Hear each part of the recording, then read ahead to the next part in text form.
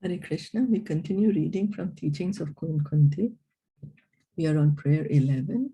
My Lord, I consider your Lordship to be eternal time, the Supreme Controller, without beginning and end, the all-pervasive one. In distributing your mercy, you are equal to everyone. The dissensions between living entities are due to social intercourse. This is from Srimad Bhagavatam Canto 1, Chapter 8, text 28. We have been reading the purport by Srila Prabhupada, and we'll continue with his purport. Krishna says, I have no enemies, nor have I friends. Na me dvesho asti na priyaha. The word dvesha means enemy. We are envious of our enemies and friendly towards our friends. But because Krishna is absolute, even when he appears to be inimical towards some demon, he is actually a friend. When Krishna kills a demon, the demon's demoniac activities are killed, and he immediately becomes a saint and merges into the supreme impersonal effulgence, the Brahmajyoti. So we make distinctions. This is my enemy, this is my friend. Or we might say, oh, not even my enemy, but okay, this is my friend. I like this one more. But we in the material world, we are in the material world because of our envy. Krishna says that in the Bhagavad Gita, that all living entities are born out of delusion and hate. So envy of who? Envy of Krishna. Why is he God and why am I not God?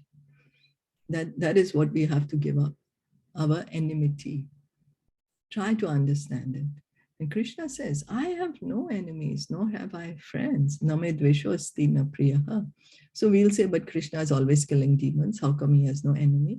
Because we can see when he kills the demon, what happens to the demon soul? The soul goes in the Brahma Jyoti, liberated. He's a demon and yet he's getting liberated, where the Gyanis are trying for millions and millions of births to get this. And here he's just killed in one shot going to the Brahma Jyoti, which is so difficult to achieve.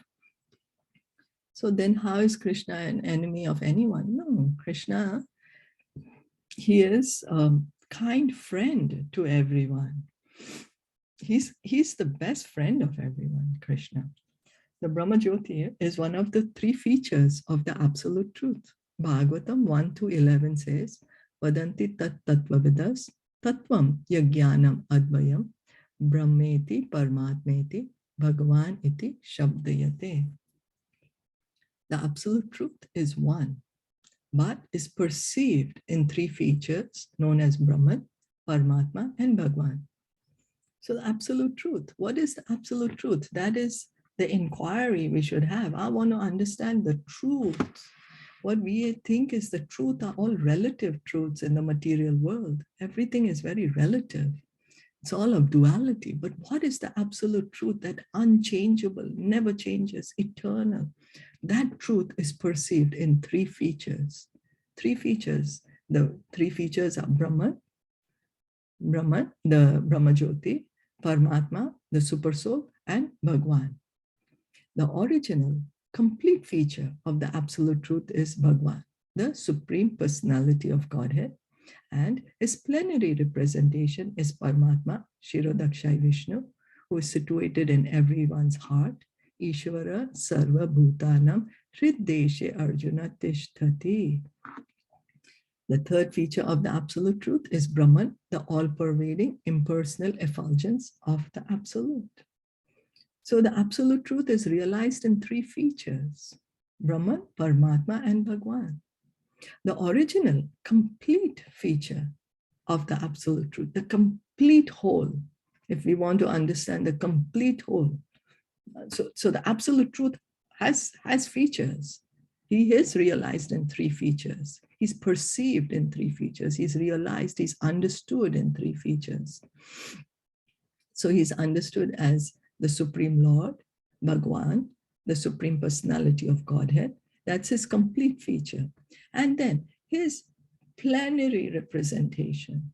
His plenary representation is Paramatma, who is the Shirodakshai Vishnu, who is situated in everyone's heart. He's in your heart, my heart, heart of all the birds, trees, animals, everyone. Paramatma is there in the heart of every living entity. Ishvara Sarva Bhutanam Hriddeshe Arjuna Tishtati. And the third feature of the Absolute Truth is the Brahman, the all-pervading impersonal effulgence of the Absolute. That is the Brahmajyoti, the effulgence which is coming out from the body of Krishna. So this is how the Absolute Truth is perceived. The Absolute Truth is equal to everyone. He is equal to everyone, but one will realize the Absolute Truth according to the way one approaches him. Ye yatha mam prapadyante. According to one's capacity for understanding the Absolute Truth is revealed either as the impersonal Brahman, as the localized Paramatma, or ultimately as Bhagwan. So he is equal. He is equal to us. It's not that he says, oh no, you can realize me to this degree, or you are my enemy, you're my friend. No, we will be able to understand. We will be able to understand the Absolute Truth according to our own capacity for understanding the Absolute Truth. Krishna says, Ye yatham mam prapadyante tam statheva bhajami aham. As you surrender, I shall reveal myself to you. So the more we surrender to Krishna, the more he reveals the truth to us. The more we surrender, the more he reveals the truth according to our own capacity. So the truth is revealed either as the impersonal Brahman, as the Paramatma, or ultimately as Bhagwan. So it depends on us. To what degree do we want to understand the Absolute Truth? Until what feature do we want to realize the Absolute Truth? Do we want to understand the Absolute Truth in the whole, complete surrender? Or do we want to understand the Absolute Truth in one of the partial features?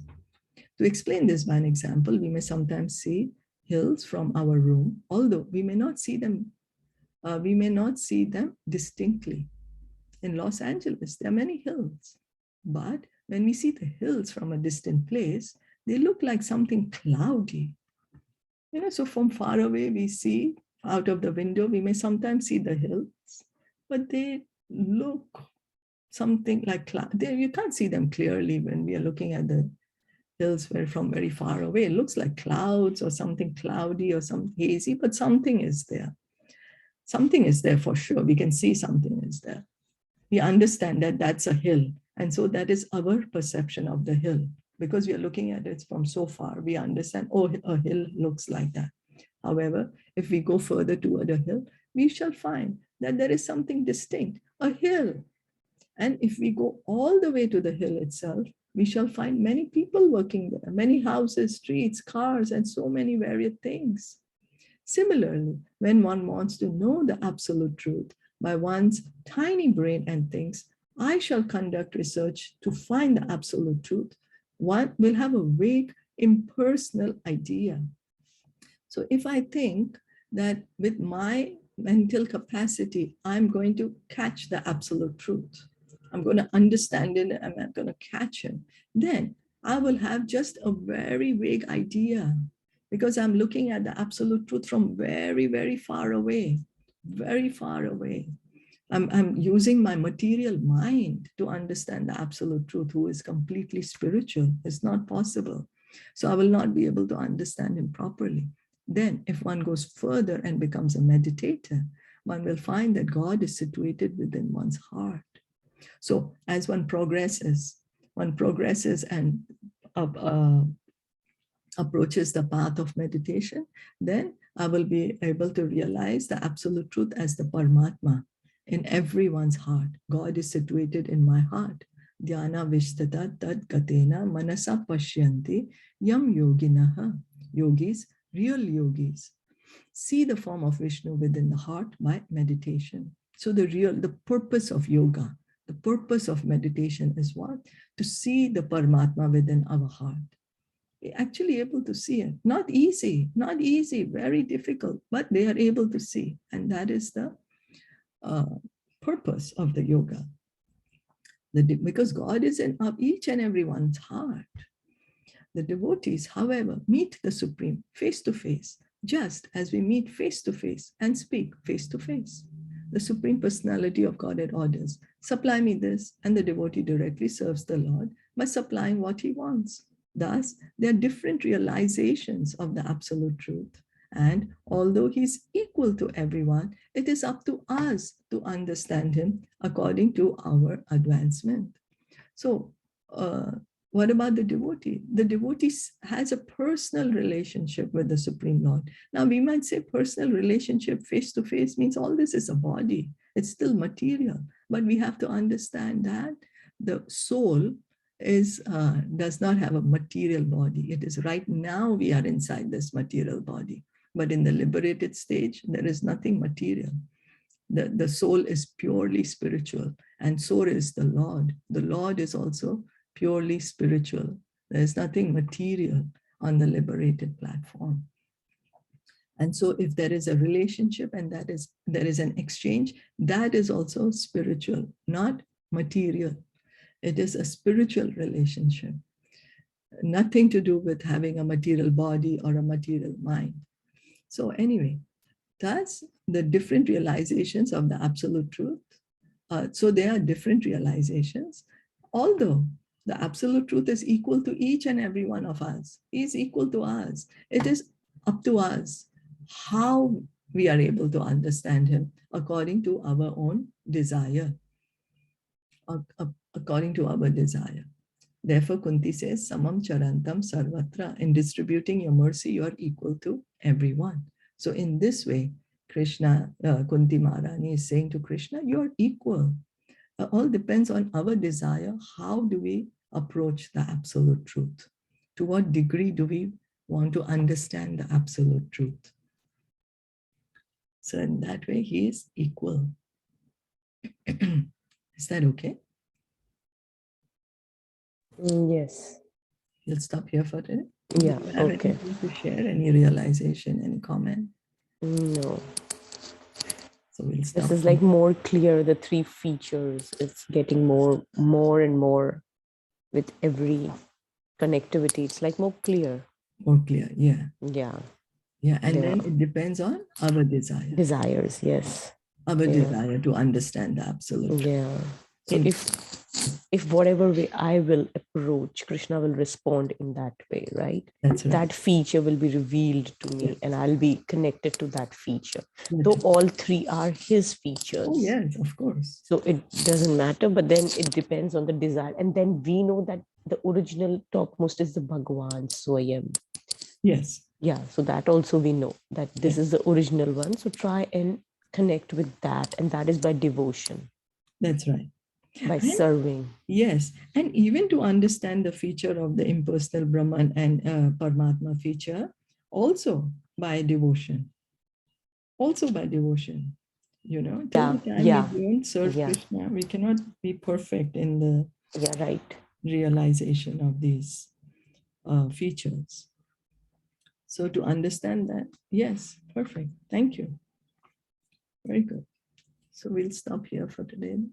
Yeah, okay. Hare Krishna. Kunti Maharani ki jai, Shila Prabhupada ki jai, Gaur Bhakta Vrinda ki jai. Hare Krishna. Krishna. Listening and enjoying. Thank you for your